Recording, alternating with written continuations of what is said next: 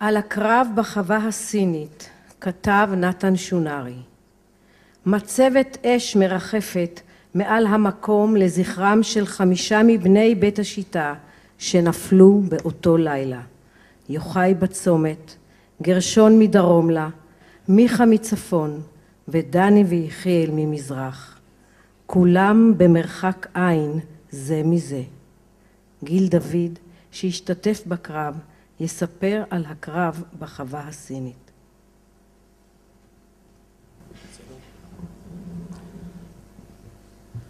קרב החווה הסינית.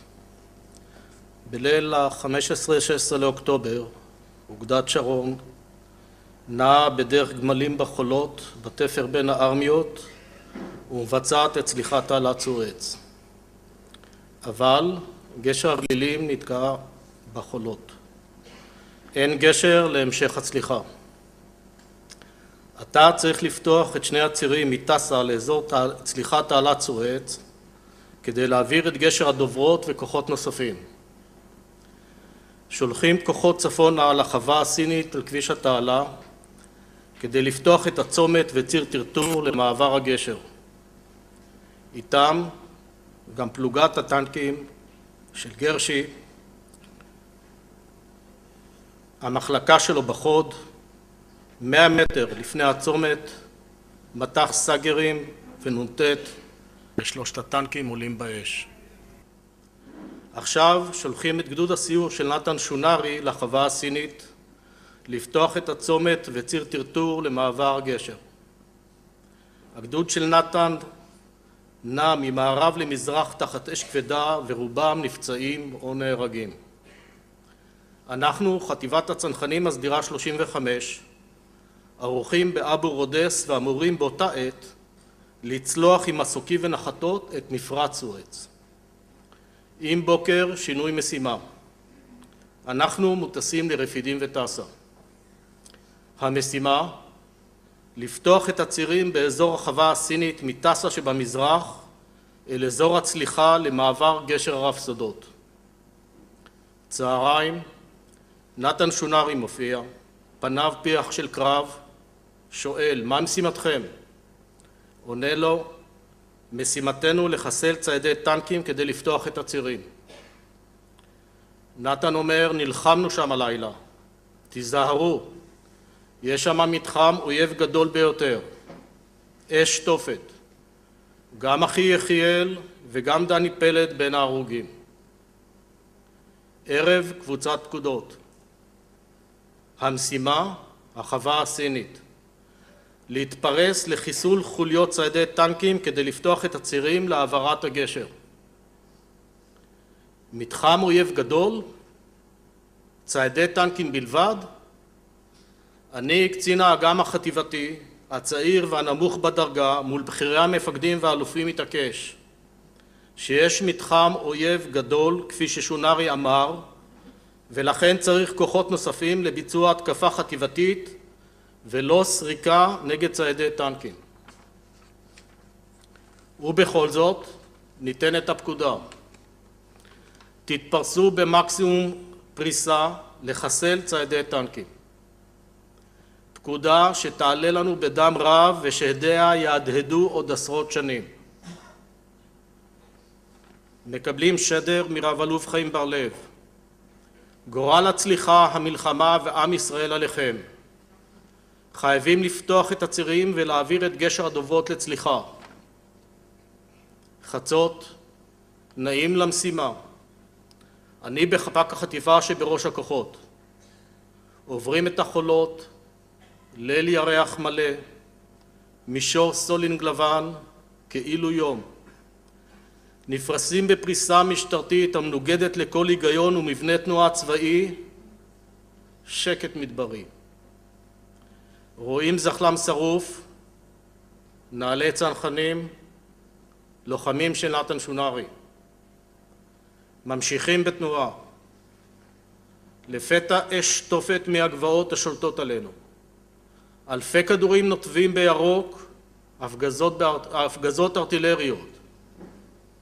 אנחנו במצב ובמבנה צבאי הגרוע ביותר. פרוסים חשופים וגלויים לגמרי על מישור הסולינג הלבן והירח המלא, ממש כברווזים בתוך שטח ההריגה. 2 סמלי מבצעים שלי נהרגים, אני חוטף רסיסי מרגמה בגב, אמון על 2 פציעות קרביות קשות ואנושות בעבר, מכיר כבר את הלם החדירה ומכת הברזל של הכדורים והרסיסים המפלחים את הגוף. מסתגל לכאבים, ממשיך בלחימה. הפקודה, לקום ולהסתער. מכנסים את המחלקות והפלוגות ומסתערים תחת אש תופת, לוחמים ומפקדים נהרגים ונפצעים, קרב פנים אל פנים, נקצרים אבל ממשיכים. אני מתווך את הארטילריה שלנו לסיוע. אש הארטילריה שלנו מתערבבת במטחי האש של האויב. קשה להבחין מה שלנו ומה שלהם. עם אור ראשון מגיע סיוע הטנקים שמסתערים, נפגעים ונסוגים. בחסות הלחימה שלנו הגשרים והכוחות מתחילים בתנועה על הכביש לכיוון אזור הצליחה. אנחנו מגן אנושי עבורם. ממשיכים ונחזים בשולי המתחם המצרי, המצרים נסוגים במקצת. לנו הרוגים ופצועים רבים רבים. המצרים מנסים לירות מעלינו על הכוחות הנעים על הכביש מערבה אל אזור הצליחה. אנחנו מונעים מהמצרים להיות אפקטיביים בירי. מקבלים פקודה להתקפל, לא מוכנים להתקפל. מצבנו גרוע ביותר, אבל לא סיימנו את המשימה, והכי חשוב, לא מוכנים להשאיר פצועים והרוגים בשטח. צהריים ה-17 באוקטובר ביצענו את המשימה. המחיר, 53 הרוגים וכ-140 פצועים.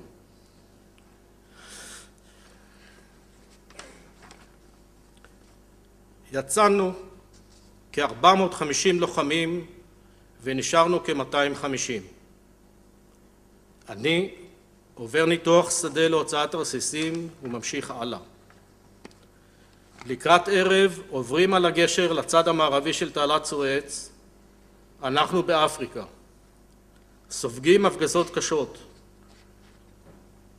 בימים הבאים ממשיכים בקרבות אש בתיאור רמפות הטנקים והחיץ החקלאי צפונה לכיוון אסמאעיליה. באחד הימים מגיעים נתן שונרי ביחד עם נמרוד שרון. לפתע עוד הפגזה. נמרוד נהרג. ממשיכים בהתקדמות ולחימה צפונה בחיץ החקלאי. שוב שריקות הכדורים וקרבות פנים אל פנים בתוך סבך הצמחייה במבואות אסמאעיליה. ואז הפסקת אש. סוף דבר, הקצחר נוחת, אומר לי, באתי להחזיר אותך לארץ. אחיך נפל. יש לך 2 אחים? לא ידעתי. לא יודע מי משניהם נהרג. טס לארץ ולבית השיטה, בקיבוץ אבל תקבל מסור. יודעים על 6 הרוגים, אני יודע שיש עוד הרוגים, נוצר לשון ולא מספר. טס בחזרה לסואץ. גרשון דוד, בן הזקונים של מנחם וחנה, אח של יצחק וגיל, בן קבוצת אבוקה, נהרג כשפגע טיל בצריח הטנק בו שירת כטען קשר, בליל צליחת התעלה. שנה קודם לכן כתב, כאשר הייתי בתעלה חשבתי הרבה על המוות ונורא פחדתי ממנו. כפי שהוא נשקף שם, אכזרי, לא טבעי, מכוער וקוטע. כזה שמשאיר חלל ללא יכולת להבין אותו.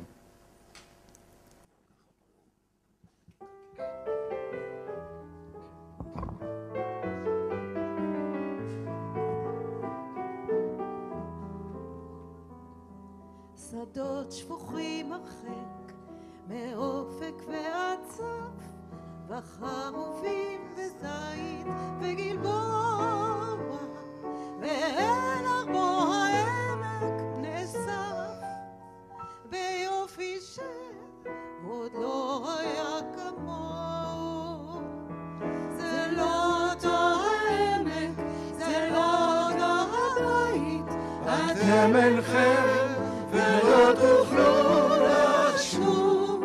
השביל עם השדרה ובשמיים היית, אך החיטה צומחת שוב, אך החיטה צומחת שוב. מן העפר אמר העיריות עולות, ועל הדשא ילד וכלבו, ורחל החדר ויולים לילות, על מה שבו ומה שבליבו. זה לא אותו העמק, זה לא אותו הבית, אתם אינכם ולא תוכלו לשוב. השביל עם השדרה ובשמיים היית, אך החיטה צומחת שוב, אך החיטה צומחת שוב.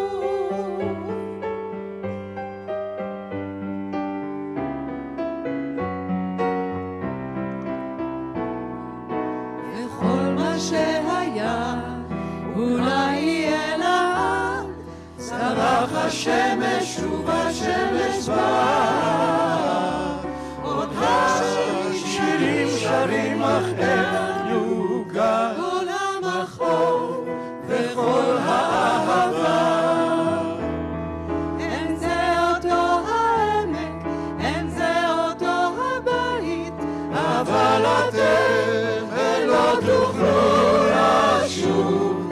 ואיך קרה ואיך קרה ואיך קורה עדיין, שהחיטה צומחת שוב.